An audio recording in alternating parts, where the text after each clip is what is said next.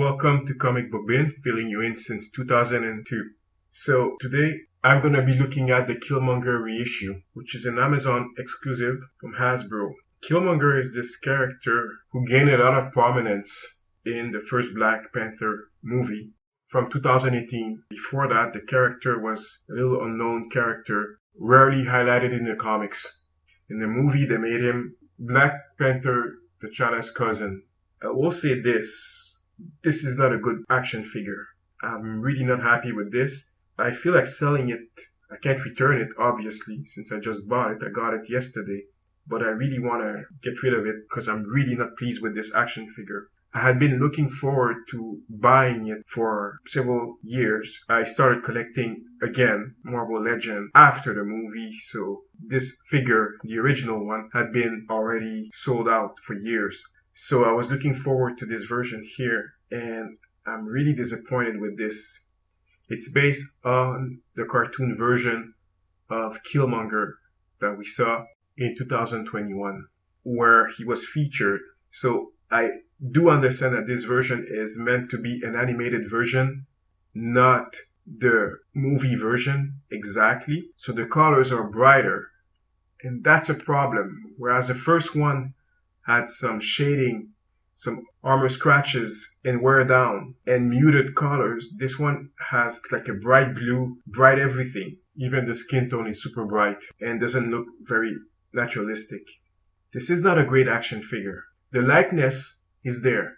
Even though it's an animated version, it does look like Michael B. Jordan. He's got a new haircut and a new head sculpt, which is different from the original release, which was much smaller. Some of my criticism for the new haircut is that he doesn't really have a real fade with texture on his head. If you look at the fade of figures like Duke, Flint, or Stalker, you can see like a real textured fade in his hair. He does have dreads, but they look so big, they make his head look even wider than it already is. If you were looking for the cartoon-specific version, then maybe you'll be happy with it. It also comes with 2 pairs of hands that mimic the Black Panther hands.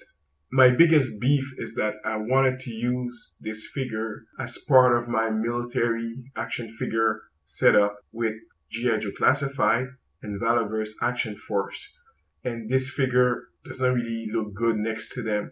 It is so much bigger than them. But at the same time, it is much more bigger than most Marvel Legends figures. Let's go back to the sculpt. The sculpt looks nice. Proportions are alright. Although I will say that the arms look a bit flimsy and thin when compared to the rest of the body. Especially the legs, which are much bigger. And so it looks a bit odd. The Panther hands are very wide and big. Almost as big as the forearm. Could be a problem. So he does have scrawny arms. That's too bad. The fact that the vest that he wears is actually sculpted in as opposed to something that can be removed is kind of a drawback. I think I would have preferred a vest that you could put on and off and just use a regular base body underneath. One of the other drawbacks of the sculpt is that there's weapons such as a gun and a knife that are sculpted in on the belt, but they can't be removed. A lot of Marvel Legend action figures do that. That's not good. It looks pretty bad, usually. One of the problems with this figure is that it is an older Marvel Legend action figure that they try to reuse and resell as a newer figure, which is why they changed the head, but it's still not a great figure. So the articulations are alright, I will say. They're decent, although the butterfly joint does not work very much. Well, there is no butterfly joint, actually. And the double knee articulation is alright, I guess. It's not great.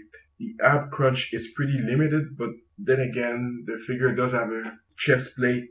In terms of props, like I said, the figure lacks a lot of things, so it comes only with a spear and a different set of hands, the Black Panther hands. Nothing else, no gun.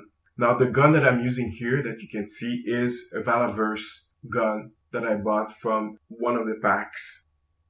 In terms of scale, this figure will not fit, like I said, with your G.I. Joe figures, will probably fit closer to 7-inch figures, which is really odd when you put it next to other Marvel Legend MCU action figures because it's just out of scale. It just looks odd and weird.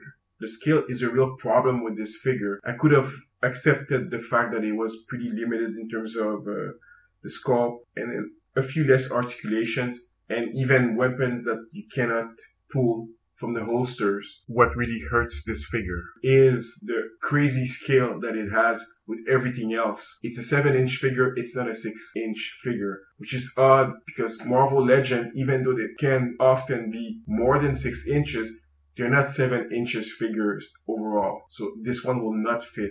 Like I said, I'm pretty disappointed with this figure. It will not go into the G.I. Joe Valaverse display. Can't go there. I'll keep it with the Marvel Legend and I'll probably try to sell it as quickly as possible, which is a drawback. I really wanted to get this figure. I really thought that this guy was a military type of character that would have looked good with the rest of the display, but it will not. It's not a great figure. I don't recommend it. Don't buy this. It's not good. That's it for now. Like and subscribe. See you next time.